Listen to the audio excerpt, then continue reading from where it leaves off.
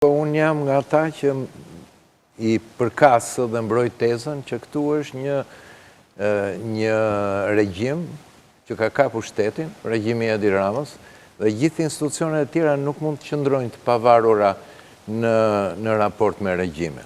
Prandaj, duhet të them që institucionet gjatë kësaj kohe edhe SPAK-u, duke përfshirë drejtësia e re, duhet të kishin provuar me çështjet të cilat kanë qenë çështjet e evidentuara, jo vetëm përpara opinionit publik shqiptar, po edhe atij ndërkombëtar. Kemi një rezolut të Bundestagut, kemi një rezolut Bashkimit Evropian, i cili në 5 pikat e tyre midis ka kërkuar investigim të dosjeve 184, 339. Pse? Për një arsye, sepse nëse nuk penalizohen këto akte ku përfshihen deri në nivelin më të lartë dhe kryeministrin me përgjime që kanë manipuluar zgjedhjet e kaluara, nuk mund të vendosësh që në një moment të marrësh telefonin dhe t'i thuash SPAK-ut tani unë kërkoj që ti të bësh arbitër.